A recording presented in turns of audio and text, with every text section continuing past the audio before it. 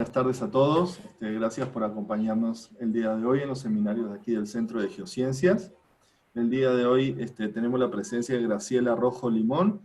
Ella estudió su licenciatura en Física en la Universidad de las Américas en Puebla. Hizo su tesis de licenciatura, lo hizo en la UNAM, y allí empezó a trabajar con datos sísmicos.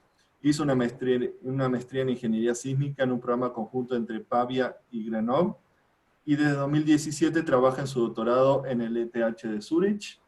El día de hoy nos va a presentar 10 años de sismos en Turquía, documentados en un catálogo consistente. Y como siempre, les pedimos a todos que mientras que Graciela haga su presentación, tengan sus micrófonos y cámaras apagadas. Al momento que Graciela termine su presentación, comenzaremos la sesión de preguntas, para la cual les agradezco que me escriban en el chat diciendo que desean hacer una pregunta, y yo les iré dando la palabra a medida que vayan apareciendo sus mensajes. Pues nada, adelante Graciela, y bienvenida. Muchas gracias por la introducción. Pues voy a comenzar. En esta plática, bueno, ya me presentaron, pero repito que soy yo, Graciela, que estoy estudiando mi doctorado aquí en el ETH en Zúrich, y voy a hablar de una parte de mis estudios que he estado haciendo con el profesor Edward Kisling, Guillaume y Didier Sornet, los que pertenecen a los departamentos de Administración, Tecnología y Economía y al Departamento de Ciencias en la Tierra. Y voy a hablar de 10 años de sismos en Turquía documentados en un catálogo consistente. En la imagen que ven aquí, quería que tuvieran una probadita de lo que estoy haciendo aquí. Esta es la imagen del interior del Departamento de Ciencias en la Tierra. Mi oficina está en esta parte de aquí. Veo atrás del recuadro azul, y esta parte central, en medio de un edificio antiguo, es un pequeño museo de ciencias de la Tierra muy bonito, y desde aquí les hablo. Bueno, la estructura de mi presentación se divide en dos grandes bloques. El primero es cómo se construye un catálogo consistente, completo y preciso a partir de 2 bases de datos, y el segundo bloque es cómo hice en particular el catálogo para Turquía en el decenio del 2007 al 2016.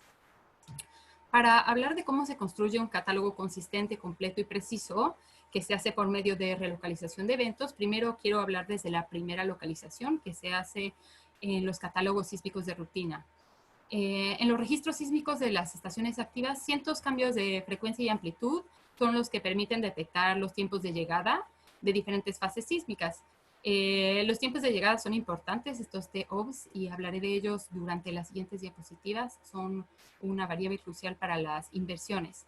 En la imagen de la izquierda tenemos un ejemplo que tomé del Servicio Sismológico SISO de un sismo que sucedió el 23 de julio de este año, de magnitud 2.7, y sucedió aquí en la región alpina, y solamente tomé 5 formas de onda, trenes de onda, en el que se pueden ver la primera onda compresiva, la PG, seleccionada en todas los trenes de onda, y también podemos ver en 3 ondas seleccionadas la fase SG.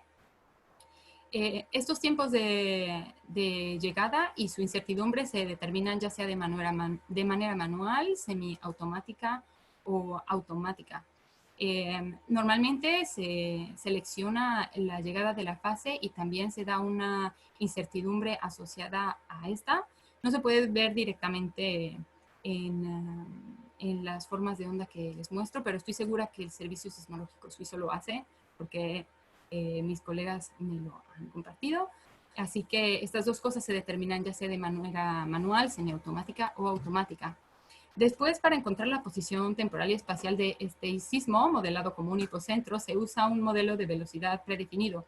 Esto es, usando otros métodos geofísicos, y en particular puede ser sísmica activa o reflexión sísmica. Se puede tener una idea de cómo es la velocidad en la corteza, por ejemplo aquí en Suiza, y basados en este modelo de velocidad se puede ver en la imagen de la izquierda, que tenemos en el eje Y una variable temporal y en el eje X la distancia epicentral. En puntitos podemos ver todas las ondas. Este es el tiempo de llegada de la onda de compresión directa. Y esta línea azul es lo que predice el modelo de velocidad dada una posición inicial. Y podemos ver estas otras líneas que corresponden a otras observaciones de diferentes fases, la PN, PMP y la SG, que para los sismólogos representan diferentes trayectorias de viaje de las ondas sísmicas antes de llegar a la estación.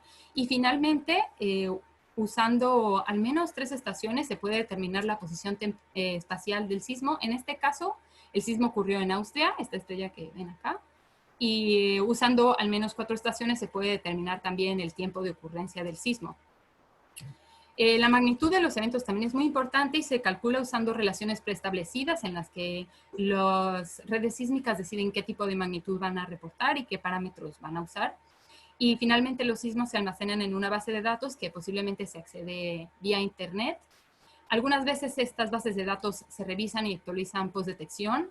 Esto sucede, por ejemplo, cuando son sismos grandes o muy importantes. Se hace la primera detección, por ejemplo, de manera semiautomática o automática. Y con el paso del tiempo, los expertos revisan cada forma de onda y relocalizan el sismo y le dan, puede ser que otra profundidad, otra localización en latitud, longitud o otro tiempo de ocurrencia. En la imagen que les muestro aquí se ve una parte de un catálogo simplificado del Servicio Sismológico Suizo, donde se ven las variables más importantes que son el tiempo de ocurrencia del sismo, las 3 variables espaciales del sismo, la magnitud y tenemos otras variables que ellos decidieron incluir, como por ejemplo qué ciudad es cercana al sismo, que es la tercera columna. Tenemos también el tipo de evento, todos los que detectamos son sismos y tienen el tipo de selección de fase que se hizo, en este caso son todas manuales y finalmente tienen la agencia que lo reportó. Casi todos aquí son del Servicio Sismológico Suizo, SED, pero también tenemos un sismo reportado por el Servicio Sismológico Italiano, INGB. Es importante saber cómo se detectan los sismos de manera individual para después entender cómo se puede hacer una inversión conjunta de hipocentros. Les quiero hablar del problema acoplado y de esta inversión conjunta, iniciando por el problema acoplado. Nosotros sabemos que, como les expliqué anteriormente, tenemos un modelo de velocidad preestablecido, así que conociendo el tiempo T-OBS, podemos hacer unas esferas en el espacio tridimensional que van creciendo hasta el punto en el que se encuentran y nos define el punto en el que ocurrió el sismo. Pero en la realidad, la velocidad de donde ocurrió el sismo no se conoce, así que en realidad la única cosa que tenemos en mano como una verdadera observación y variable que podemos medir es el T-OBS. No conocemos ni la distancia ni la velocidad. Esto es lo que se conoce como el problema acoplado entre la posición y el modelo de velocidad. Pero gracias a que tenemos un gran número de tiempos de llegada de sismos bien localizables, podemos invertir simultáneamente por el hipocentro de los terremotos y el modelo de velocidad. Aquí menciono sismos bien localizables que necesitan tener al menos 5 observaciones y una cobertura angular de al menos 180 grados. ¿Por qué? Porque teniendo solamente 4 observaciones podemos determinar las 4 variables hipocentrales, pero no podemos estimar el error. Y si tenemos 5 observaciones, haciendo una inversión de sismos individual, por ejemplo, podemos obtener un error, por ejemplo, de mínimos cuadrados, y tenemos una estimación del error.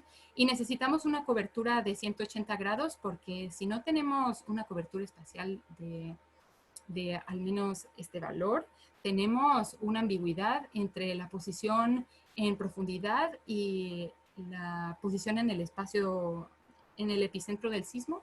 Así que estos 2 valores son importantes para tener un buen modelo y una buena posición de hipocentros.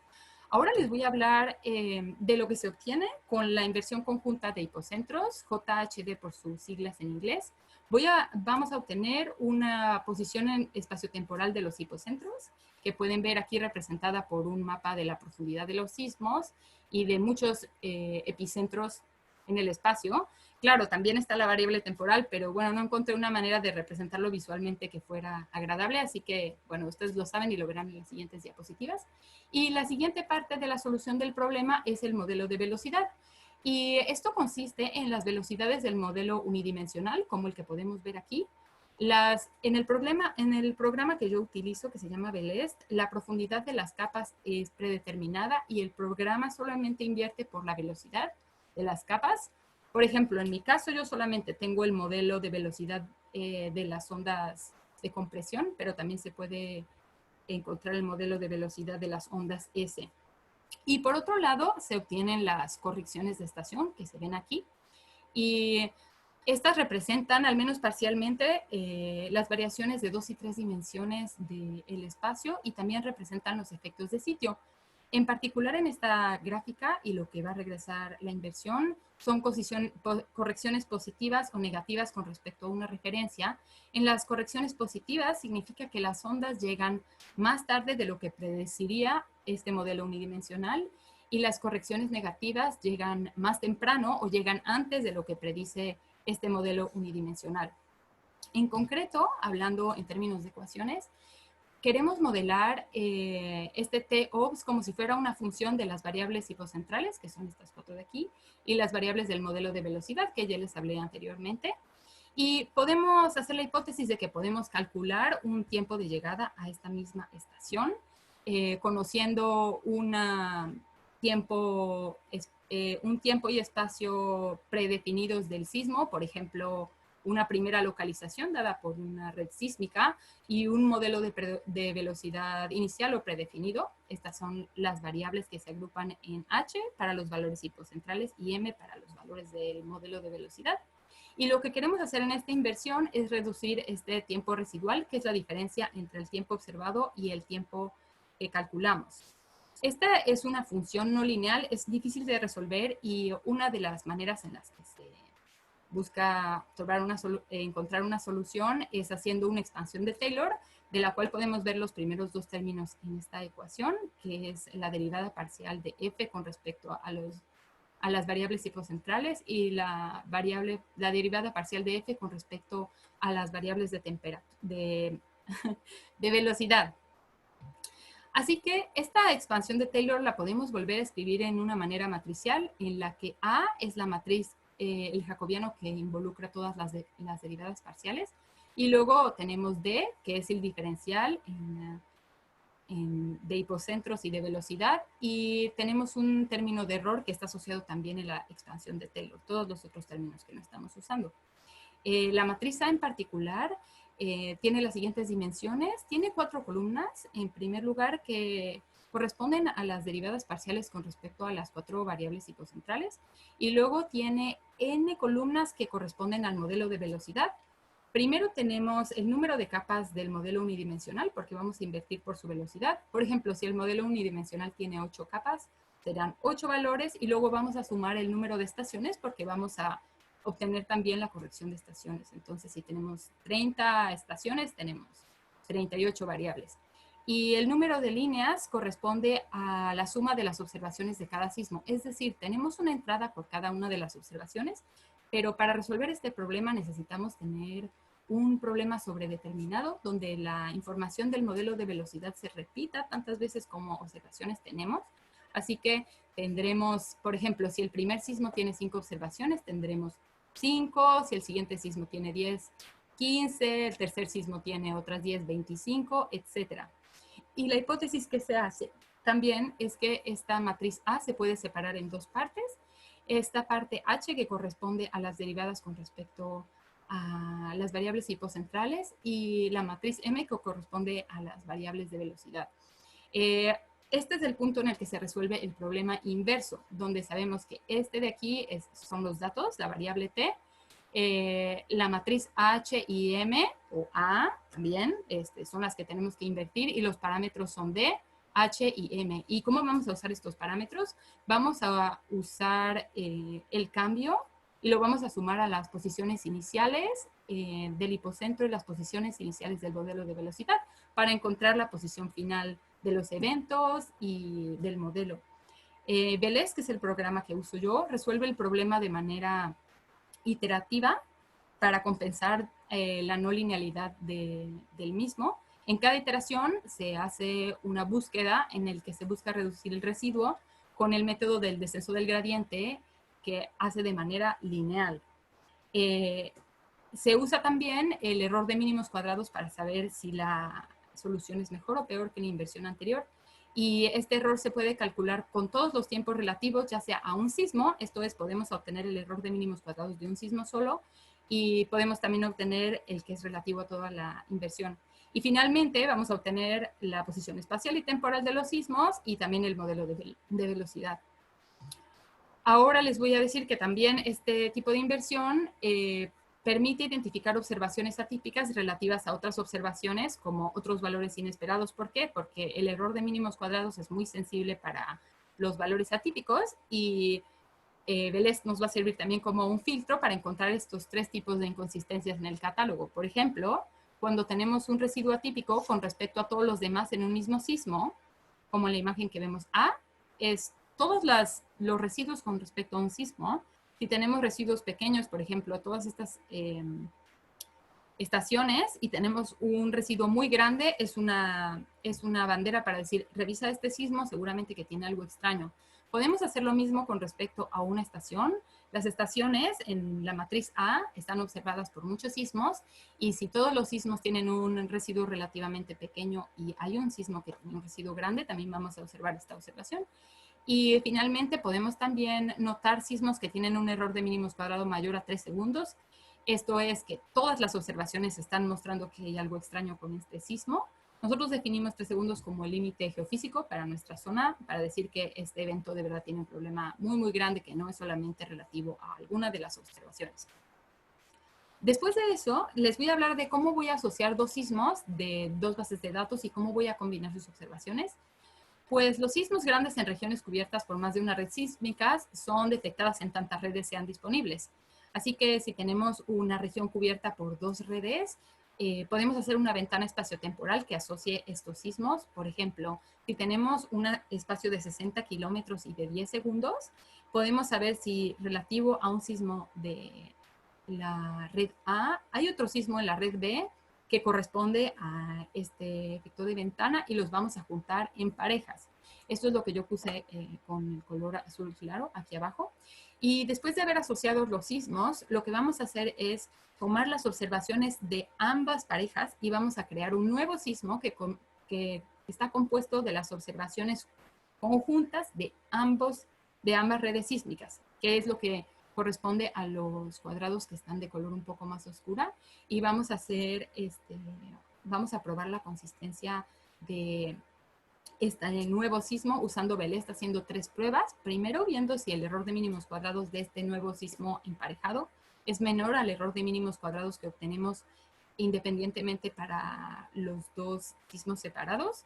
Y esto sería posible si corresponden las observaciones y están uniendo las observaciones de ambas redes. Estamos aumentando el número de datos y si todos son consistentes, que voy a presentar la consistencia en la siguiente diapositiva, van a reducir el error. La segunda prueba que hicimos fue con respecto a los errores y a la distancia y definimos unos parámetros para decidir si los sismos correspondían juntos o no. Y finalmente hice una prueba cualitativa relativa a la sobreposición de muestras de probabilidad usando el programa NonLinLog. Lo que yo busco es obtener un catálogo que sea consistente, completo y preciso. Y voy a definir estas 3 características en esta diapositiva. Un catálogo que es consistente es en el cual una inversión conjunta de hipocentros y modelo de velocidad muestra errores coherentes y dentro de las posibilidades físicas del problema. En la imagen de la izquierda, la primera imagen, podemos ver los residuos relativos a los errores de una inversión usando Velez y podemos ver que estos forman una distribución con una única moda y que todos los residuos están pegados los unos a los otros y no tenemos residuos que sean atípicos. Y si lo mismo lo muestran las correcciones de estaciones y el modelo de velocidad, estamos hablando de un catálogo consistente. En segundo lugar, queremos tener un catálogo completo en el que todos los sismos de una magnitud igual o mayor a m estén incluidos. En la imagen de la izquierda podemos ver la gráfica de la magnitud con respecto al número de eventos. Nótese que el eje Y está en logaritmo base 10. Y nosotros esperamos, según la ley de Gutenberg-Richter, que esto forme una línea recta y notamos que a partir de la magnitud 4 hacia abajo no tenemos suficientes sismos que no fueron detectados o no fueron emparejados para continuar con la curva. Y nosotros en particular en este catálogo para Turquía buscamos estar completos en una magnitud 4. Y esto lo permite también las redes sísmicas con las que estamos tratando, que tienen una distancia promedio entre estaciones, tanto AFAD como COERI, que son las dos redes con las que vamos a tratar, de 60 kilómetros. Finalmente, vamos a calcular la precisión de los eventos bien localizables y este valor se convierte en la incertidumbre de los eventos del catálogo, pues no tenemos ninguna manera de medir la exactitud de los eventos porque no tenemos sísmica activa y tampoco tenemos otros métodos de validar la posición de los sismos.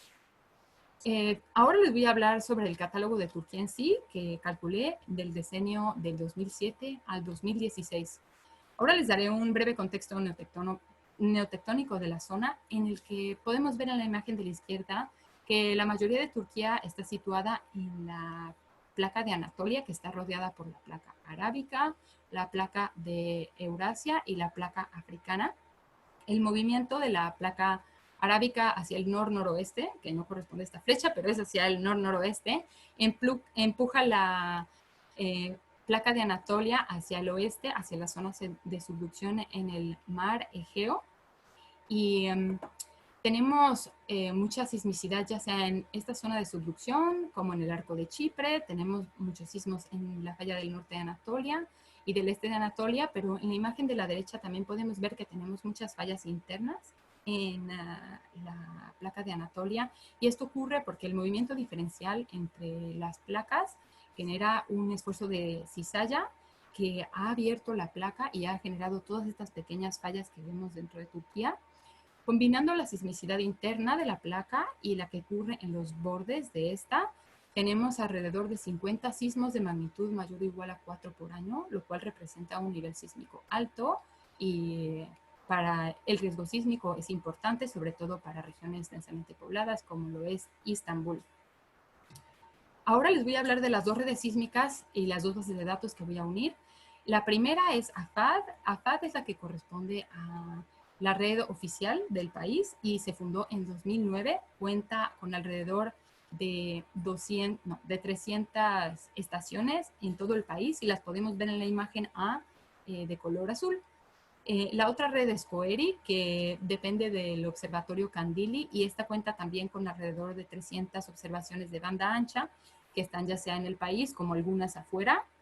No es claro tampoco de la página de internet cuáles de estas están afiliadas a otros observatorios, por ejemplo el griego, o si son propias. Pero bueno, cuentan con observaciones que también están afuera del país. Quiero hacer notar también que no tenemos peso o estimación de calidad de las observaciones, es decir, cuando las personas están haciendo las observaciones y en las formas de onda que tenemos, no sabemos si fueron ondas fáciles de medir o si tienen un gran error. Entonces hay que tener en cuenta esto para los siguientes pasos de la presentación. Vamos a ver ahora la sismicidad de ambas redes sísmicas en este diseño. En la imagen B tenemos todos los sismos arriba de una magnitud 0 para COERI, y en la imagen C los sismos de AFAD. Podemos ver que COERI tiene más sismos en la zona de subducción, sismos más profundos, pero en general las dos imágenes corresponden bastante bien. Tenemos poca sismicidad en la falla del norte de Anatolia, contrario a lo que hubiéramos esperado, pero bueno, es un periodo de solo 10 años, así que podría ser. Y tenemos bastante actividad en la falla del este de Anatolia, y también quiero hacer notar que durante este periodo de 10 años hubo un sismo grande en la región de Van. Este ocurrió el 23 de octubre del 2011 y tuvo una magnitud detectada por COERI y AFAD de 6.7. Es el sismo más grande que tenemos en nuestro catálogo. Finalmente, en la imagen D les muestro la distribución de profundidad de los sismos, y vemos una diferencia entre COERI y AFAD, sobre todo en estos valores que parece que son valores predeterminados de profundidad.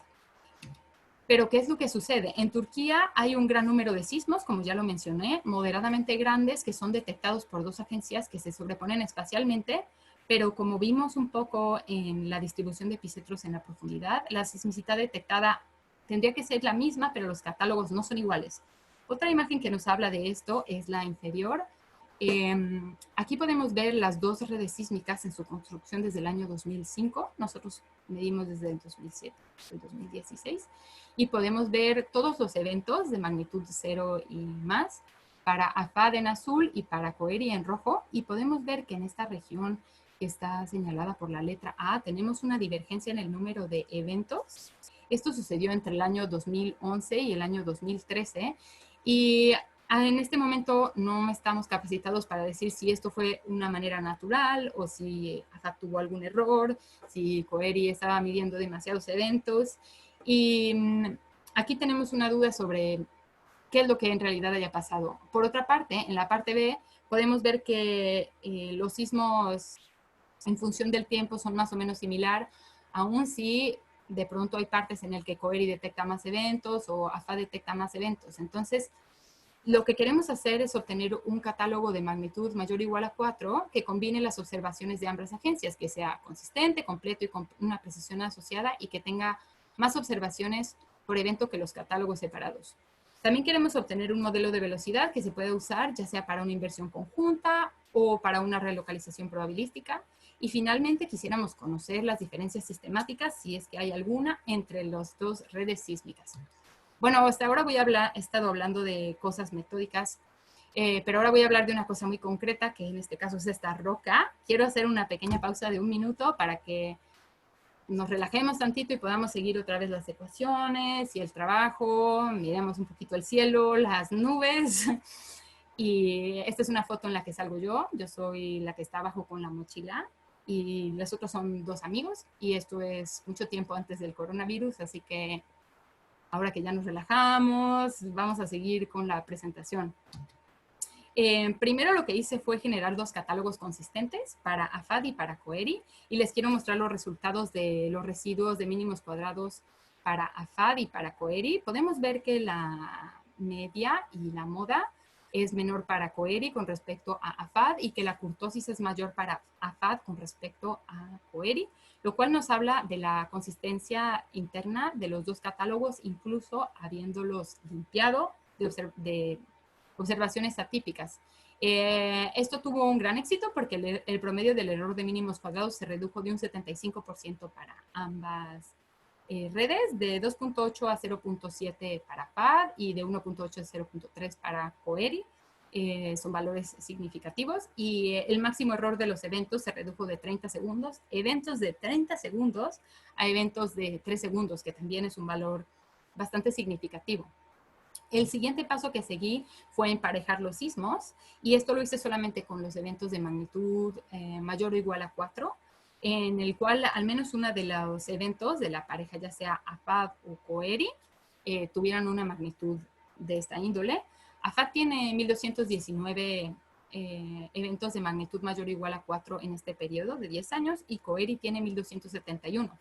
En la imagen de la derecha podemos ver, tomando como referencia COERI, ¿cuántas parejas podemos encontrar si hacemos una ventana epicentral cada vez más grande? Empezamos con una ventana de 50 kilómetros cuadrados.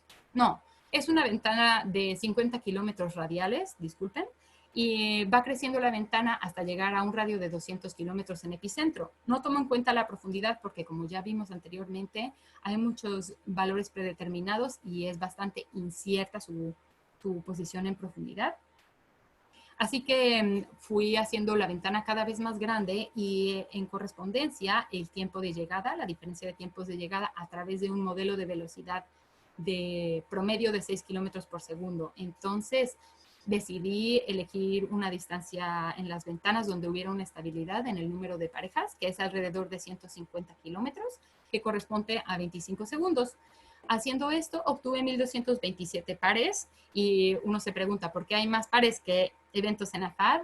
Y repito, es porque al menos uno de los eventos en esta pareja tiene una magnitud mayor o igual a 4, pero es posiblemente que hay eventos en COERI que tienen magnitud 4 y eventos en AFAD que tienen una magnitud de 3.8 que no están listados en la parte de la tabla superior. Después hice 3 diferentes pruebas. La primera es si el error de mínimos cuadrados de la pareja era menor que el error de los mínimos cuadrados en rutina. Y esto ocurrió con 1025 de estos pares. Después hice una prueba de error y distancia. Los eventos que consideramos como parejas son aquellos que tienen una distancia menor a 80 kilómetros y que el error de mínimos cuadrados es menor a 1.5 del máximo de los errores de rutina. Y así obtuvimos 88 parejas más. Y finalmente, los eventos que sobraban, hicimos una prueba cualitativa relativa a la posición de nubes de eventos. Voy a explicar brevemente porque la relocalización probabilística es un poco más complicada, pero repito que esta es una prueba cualitativa. Así que, bueno, NONILOCO resuelve el problema no solamente regresando el hipocentro de los eventos que podemos ver en estas estrellitas, sino también el punto de maximum likelihood y el punto de mayor probabilidad del sismo. Y la cosa más remarcable es que no da una posición epicentral, pero da una probabilidad en el espacio de que ocurra un sismo. Entonces, para visualizar esta probabilidad, uno puede pedir al programa que le dé muestras de la distribución. En mi caso, yo pedí 1000 muestras de cada uno de los sismos y es claro que donde es más probable que ocurra el sismo, tendremos más muestras. Por ejemplo, aquí hay más puntos azules que aquí, y donde tenemos pocos puntos, la probabilidad es menor. En estas dos imágenes, en cada una hay una prueba. En la imagen de arriba tenemos un evento de APAD en azul, que fue emparejado a un evento de COERI en rojo. El evento emparejado es verde, y cuando hago la inversión, encuentro que el evento emparejado tiene unas dimensiones pequeñas y toma en cuenta tanto los datos de probabilidad del evento de APAD como de COERI, mientras que cuando tenemos un par no válido, el evento emparejado ignora completamente la información que da AFAD. Eso significa que este evento no tiene nada que ver con lo que está haciendo COERI, así que en este caso decimos que es un par no válido.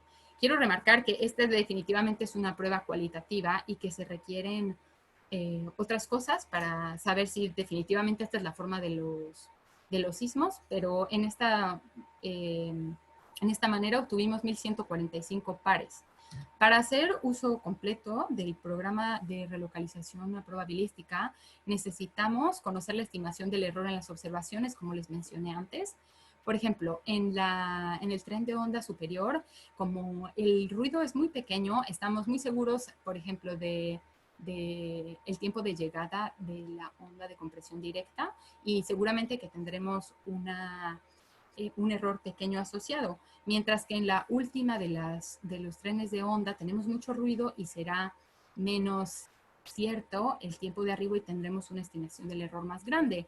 Conociendo estos errores podemos meter el modelo de velocidad, los errores, un tiempo inicial, y podríamos conocer, si quisiéramos, la localización probabilística de los eventos, uno por uno. Ahora bien, obtuve un catálogo único combinando los tiempos de llegada de ambas agencias, y para eso tuve primero que obtener un modelo de velocidad. Para esto usé los sismos bien localizables de las parejas de los sismos, más eventos que no fueron emparejados en COERI o AFAD, que definimos que eran eventos separados. En la imagen A podemos ver el modelo de velocidad en negro, que corresponde al catálogo emparejado. Las características más importantes son los valores de la corteza superior, que corresponden a valores que son relativamente comunes. Por ejemplo, les puedo dar alguna referencia, pero estos valores son buenos. Tenemos también valores de la corteza media que son razonables, y tenemos un mojo bastante pronunciado a 32 kilómetros, y después tenemos valores de velocidad más altos.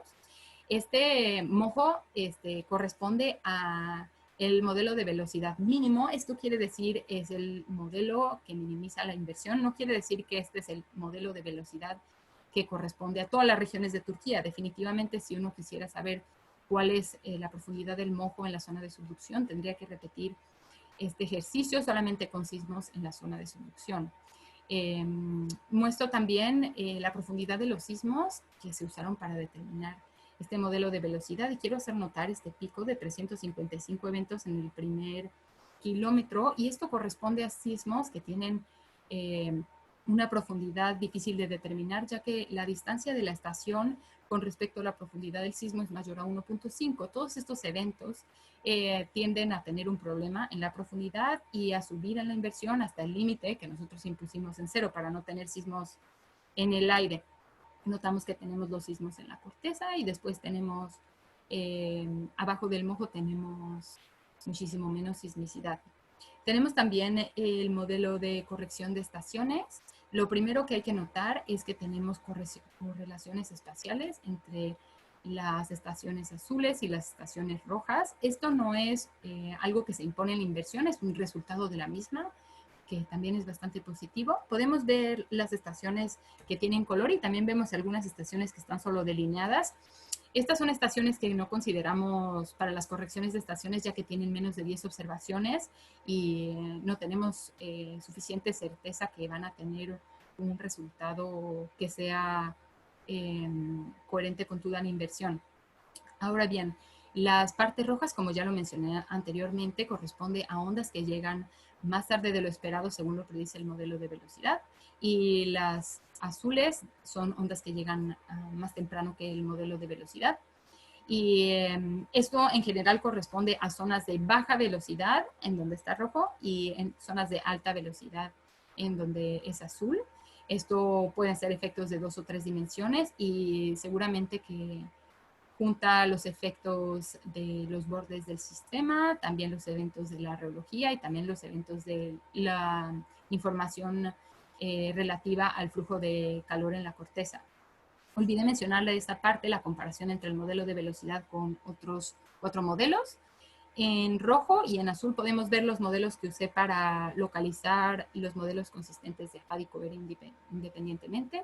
Y son bastante similares. Y también puse en rosa y en amarillo el modelo de CalAFAD, 2 versiones, que usa COERI para localizar en rutina los eventos. Y vemos que sin haberlo hecho a propósito, tenemos la misma profundidad en el mojo y casi igual a la parte de arriba, entonces estamos bastante complacidos con nuestros resultados en términos del modelo de velocidad. Ahora hablando en términos de los hipocentros, tenemos 1645 hipocentros, de los cuales 1145 resultaron siendo pares y 330 y 170 de COERI y AFAD respectivamente son eventos de magnitud mayor o igual a 4 que no encontraron un par en el otro sismo, y es importante reportarlos porque no podemos decir que no ocurrieron, que la otra red sísmica no los detectó. De todas maneras es importante mostrarlos, así que tenemos 1645 sismos. En la imagen de la derecha podemos ver la profundidad de los hipocentros. Tenemos también este efecto de los eventos que están mal determinados en profundidad en la primera capa, y después podemos ver todos los eventos distribuidos en la corteza. Podemos ver también un poco el mojo y podemos ver algunos eventos que están en profundidad que posiblemente corresponden a la zona de subducción.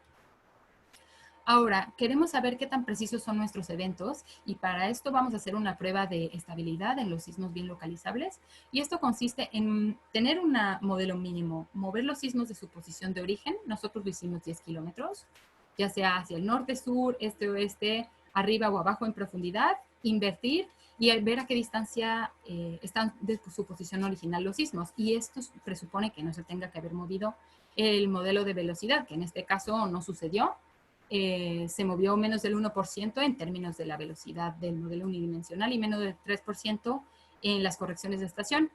Y el 95% de los eventos están a 3 kilómetros de su posición epicentral original y a 4 kilómetros de su posición en profundidad. Ahora voy a hablarles acerca de las magnitudes de los sismos. AFAD calculó siempre una magnitud local en este espacio de tiempo, en este decenio, y cambió de fórmula en el 2013. Y COERI, de hecho, inició calculando la magnitud de duración y en el 2012 decidió cambiar a la magnitud local. Y nosotros, para simplificar los cálculos, decidimos hacer una magnitud de los sismos emparejados que fuera la media de la magnitud de los 2 sismos que lo componen. Es decir, si un sismo emparejado estaba compuesto de un sismo de AFAD de magnitud 4 y un sismo de COERI de magnitud 4.2, el sismo emparejado tendrá una magnitud de 4.1. Y nos preguntamos si estos sismos son similares o no son similares en su distribución, así que hicimos la típica gráfica de número de eventos con respecto a la magnitud. Siempre en el eje Y es un logaritmo base 10 y vemos que hay una pendiente bastante similar en una magnitud entre 4 y 5, pero cuando empezamos a tener magnitudes grandes, y esto es un problema bien conocido para las personas que trabajan con riesgo sísmico, tenemos una ambigüedad porque en un periodo tan corto tenemos pocos eventos con magnitudes grandes. Así que queremos usar una herramienta estadística que pueda también hacer uso de las partes extremas de nuestra distribución, o sea, las colas. Esta parte y también la cola de este lado. Y usamos la prueba de Anderson-Darling, que básicamente lo que hace es, viendo esta imagen aquí, primero calculamos la probabilidad de distribución, la distribución acumulada, y hacemos una suma, una integral de estos pequeños espacios entre las diferentes distribuciones, y se va a pesar por un término que hace que las colas sean más anchas. Este es el caso relativo a una probabilidad de distribución decidida. Por ejemplo, si uno quiere probar qué tanto es similar a una probabilidad normal, pero el caso de Anderson-Darling de K-muestras no necesita definir una probabilidad de referencia, así que se comparan solamente las distribuciones entre sí y se hace un ranking.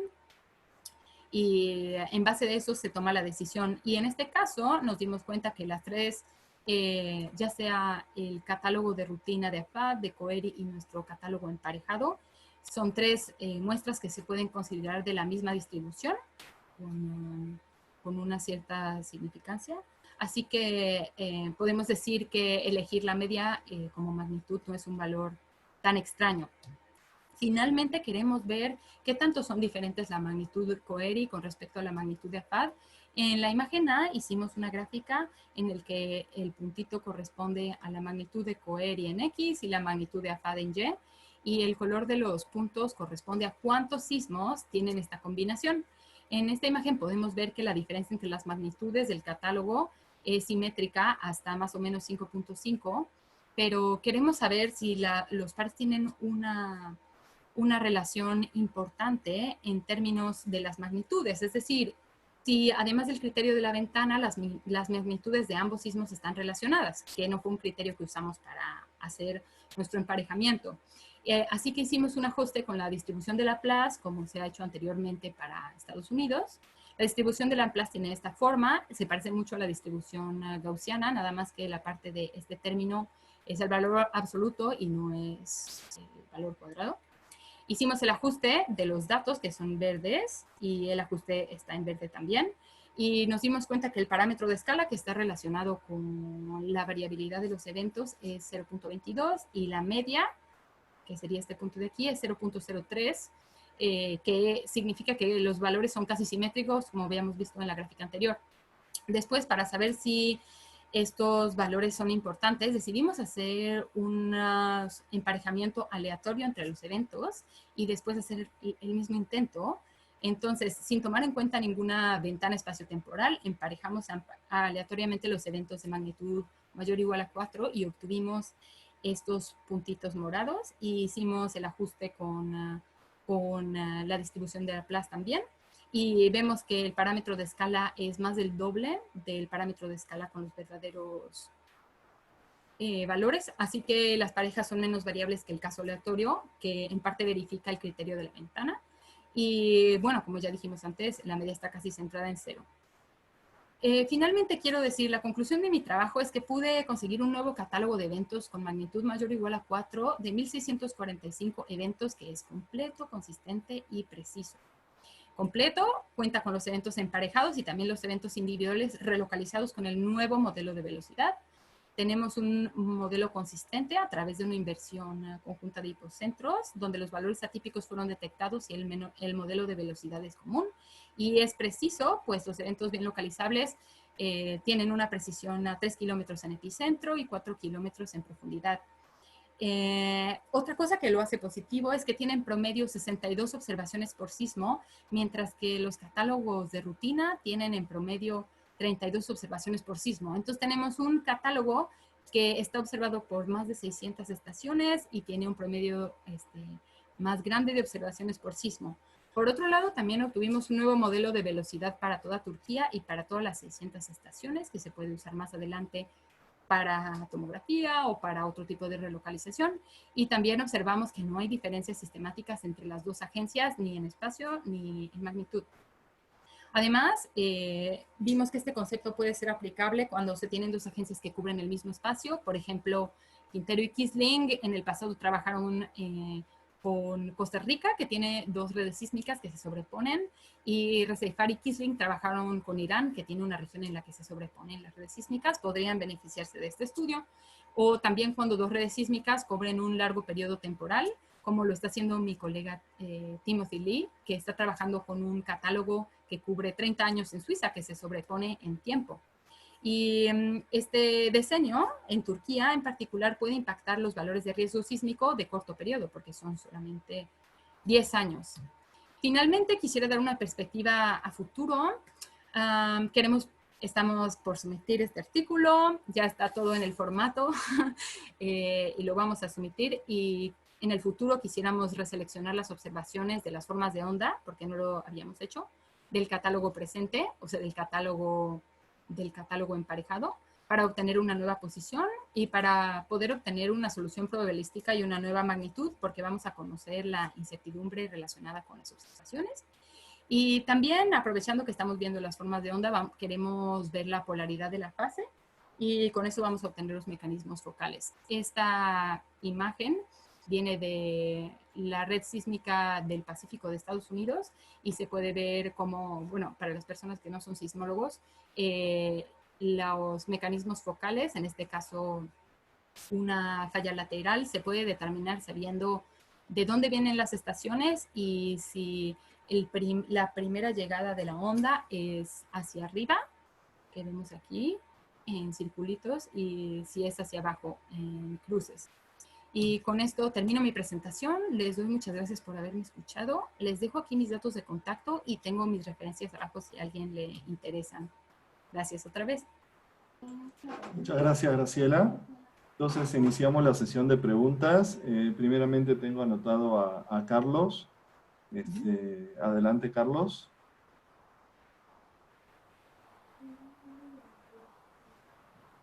Carlos. A ver si Carlos se conecta, que me dijo que tenía un par de preguntas para hacerte. Bueno, mientras que no se conecta Carlos, el siguiente que tengo anotado para preguntas es Ramón Zúñiga. A ver, adelante Ramón, mientras que Carlos resuelve unos problemas técnicos aquí.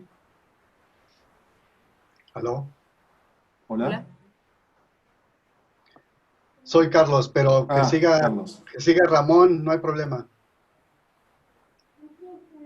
No, pues no hay problema tampoco por mi parte. Bueno, el que quiera de ustedes dos. Bueno, yo voy primero, ya que ya... Dale. Sí, un par de cosas. Yo como que me perdí un poquito aquí. Lo que entendí, y creo que es el caso, primero una duda es, cuando te refieres a pares, supongo que estás hablando de los eventos que están duplicados, simplemente considerando ese sismo como un evento que se registró por ambas estaciones, ambas redes. Supongo que ese es el caso. Primero. Sí, efectivamente. Ok, entonces, tomando eso en cuenta, yo, o sea, lo que sé del JHD es que requiere un evento de calibración y que ese evento de calibración se corresponde a un evento que esté muy bien localizado y que te da la información de cuáles serían las correcciones a las estaciones. Y entonces lo que JHD determina son localizaciones relativas a ese evento. Yo no me quedó claro en qué momento se utilizaba ese criterio de JHD. Esa es la primera pregunta y tengo otra pregunta, pero no sé si quieres contestar esa primero. Sí, pues muchas gracias por la pregunta. Sí, efectivamente, en el JHD se puede hacer una calibración conociendo un evento a 100%. Por ejemplo, si uno hace sísmica activa, ¿no? Con un camión genera ondas y las mide en las diferentes estaciones y puede obtener las correcciones de estaciones. Pero nosotros no tenemos este lujo en los datos de Turquía, así que, como bien lo mencionas, estos eventos no tienen una validación y no tienen como no tienen un valor relativo Ah, en sí. ok. Y como lo Entonces, menciono, sí, no, bueno, entonces no solo se, para entonces no terminar, se solo está quisiera decir, usando JHD. perdón. Entonces no se está utilizando el concepto de JHD. Pues se está usando el concepto en términos de que se usa una inversión conjunta para determinar tanto la posición de los sismos como el modelo de velocidad. Entonces, bueno, esto es importante decirlo. Y también es importante decir que bien sí, los eventos no tienen una base de verdad absoluta, que no podemos obtener la exactitud, por ejemplo, de nuestro catálogo, sí tienen un valor relativo que se puede ver por la consistencia de los eventos, como ya lo mencioné. Entonces, eh, bueno, esta parte de la inversión no se puede hacer, pero todo el resto sí. Bien, entonces me parece más como una localización de tipo master event. Pero bueno, yo voy a la segunda pregunta para no tomar Ujú. tanto tiempo. Eh, en en una de las gráficas, creo que el número 26, donde estás viendo las magnitudes y ¿Sí? se comenta que se hace un promedio de las dos magnitudes, Ujú, de las dos redes. ujú. Sin embargo, para hacer ese tipo de cosa requiere pues convertir, si las escalas no son las mismas, convertir una a la otra. Yo supongo que eso se hizo, pero no se mencionó, no sé si se hizo eso. No, de hecho no se hizo. En realidad, esto empezó diciendo, bueno, vamos a tomar el camino más simple, que sería definir la media, y ahora vamos a ver si esta media tiene algún sentido. En realidad, lo que sucede es que redefiniendo la posición de los hipocentros, no tenemos la misma magnitud, tendríamos que volverlas a calcular. Entonces, tampoco tendría mucho sentido usar una magnitud de un evento que antes estaba a 100 kilómetros a la derecha. Entonces, sabiendo que la nueva localización es diferente, no nos aventuramos a tener tanta confianza en los valores de las magnitudes calculadas por los dos catálogos. Sí, yo entiendo lo que usted menciona. En una parte lo conozco bien, el concepto de homogeneizar las magnitudes, que se usa tanto en riesgo sísmico. Pero bueno, en este caso, nosotros no estamos haciendo tanta confianza a estas magnitudes y de hecho por eso en esta diapositiva digo que quisiera calcular una nueva magnitud que fuera confiable. Entonces, claro, esto fue solamente para darnos cuenta si esta magnitud sería una buena primera aproximación, pero definitivamente que yo no tampoco le daría muchísima confianza a estos cálculos de magnitud. También Ok, un bien. último detalle que me gustaría mencionar es que el hecho de que no tenemos incertidumbre sobre los eventos, no tenemos incertidumbre sobre las observaciones, muchas veces no podemos saber si algunos de los parámetros que usaron estos dos, este, como por ejemplo la estación más cercana, la distancia a la estación más cercana o así, son válidos. Así que sí, esa es la respuesta que yo daría. Ok, bien, gracias. Uh -huh. Gracias, Carlos. Continúa Ramón Zúñiga. Adelante, Ramón. Gracias, gracias. Pues gracias por tu presentación, Graciela, también muy interesante. Me quedan una duda, bueno, algunas, pero en particular, y aprovechando esta gráfica que es justamente donde quería hacer la pregunta, esta que tienes ahora, cuando mencionas también esto del promedio de las magnitudes, que pues a mí también me dio un poquito de curiosidad, se ve la gráfica de valor B en particular extraña, ¿no? Porque si estuvieras tomando el promedio de las magnitudes, no debería alejarse tanto de las dos distribuciones originales. Sí. Debería estar un poquito entre medio, digamos, de alguna manera. Entonces, que haya bajado el valor A significativamente, tanto el valor B no parece que se modifique, que era de esperarse, pero sí estás pues, bajando esta gráfica. Entonces, ¿tienes alguna idea por qué pasó esto? Sí, pues de hecho hice el cálculo del valor B para las tres distribuciones y sí, sucede que el valor es un poco diferente en las tres. ¿Y por qué baja el valor A? Es porque claramente hay algunos eventos que tienen una magnitud de 4 en Coeri y de magnitud 4 en AFAD, que en el otro tienen una magnitud menor. Entonces están dando todos estos pequeños eventos que tenemos aquí. Y también porque el catálogo de eventos emparejados tiene menos sismos, ¿no? Tiene 1145 y los otros tienen 1200. Entonces creo que estas dos cosas pueden jugar un papel.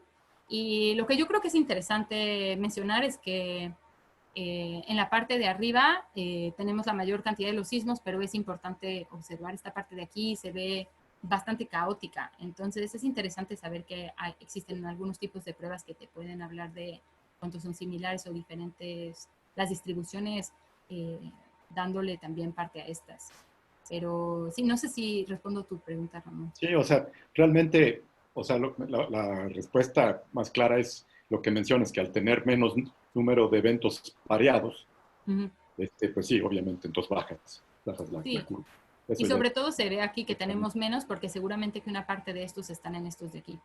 En sí, eso se ve un poquito más similar, ¿no? Entonces, sí, llama la atención de todas maneras que no estuviera más cercana, de todas maneras, porque esperarías que para magnitudes mayores a 4, pues sí tienes una resolución adecuada en ambas redes, ¿no? ¿Qué sí, es lo que? definitivamente, sí, yo estoy de acuerdo contigo. Yo creo que lo que sucede es que los eventos de la zona de subducción que son bastante numerosos están jugando un papel importante, porque Coeri, como muestro en esta diapositiva aquí, tiene mayor cobertura que AFAD y sobre todo para hacer una localización que tenga una cobertura angular, definitivamente estos sismos AFAD no los va a poder tener.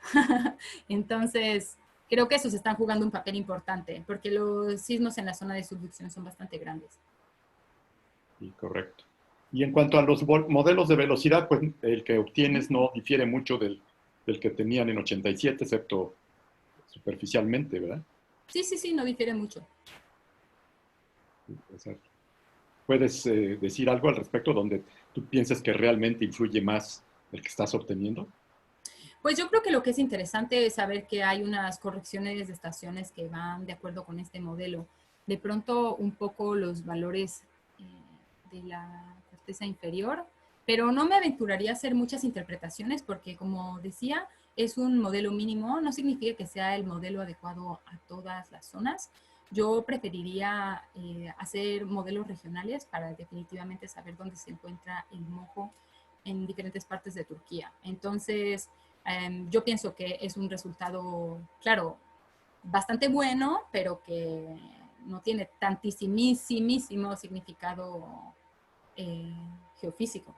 Así que eso quisiera comentar. Sí. No sé, de hecho también es interesante que esto sea así porque estos modelos de Calafat están en una publicación en turco que no pudimos acceder en inglés. Entonces me hubiera encantado saber cómo es que los obtuvieron.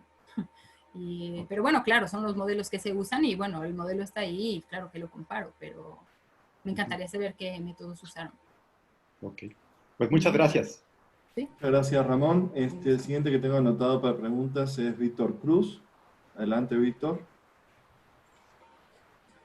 Sí, hola, ¿qué tal? Hola, ¿qué tal? Gracias por darme la... Me da mucho gusto verte, Graciela, de verdad, y escucharte. ¿Eh? Has sido muy clara, muy elocuente y muy sincera en todo lo que has ido explicando de este trabajo grande que has hecho, ¿no? Digo, no puedo yo añadir más de lo que ya Carlos y Ramón dijeron en cuanto a la técnica. Yo no soy experto en estas cosas. Sin embargo, sí me pregunto lo siguiente: después de todo este esfuerzo, haber unificado, relocalizado, etcétera, ¿qué tanto han podido mejor identificar fallas activas, rasgos sismotectónicos que permitan entender algo mejor, si fuera posible, la sismicidad de la región, de la península entera. Ya mencionabas tú que llama la atención que en estos 10 años de catálogo no sobresale una sismicidad preponderante en la falla noranatoliana, y también insinuaste como en un siguiente paso el análisis de mecanismos ¿no? focales, ya como para ir hacia la interpretación más sismotectónica, pero me imagino yo que ya tan solo con la distribución de epicentral se podrían hacer análisis de patrones espaciales de la sismicidad para identificar probablemente fallas desconocidas, o sea, que pudieron entender o todavía no pasan ahí, a ese estadio, pues, algo que pudiera desconocerse antes de este análisis. Pues, gracias por la pregunta. Sí, en primer lugar, no hemos hecho un análisis a profundidad de la distribución espacial de los epicentros, bueno, de los hipocentros en general.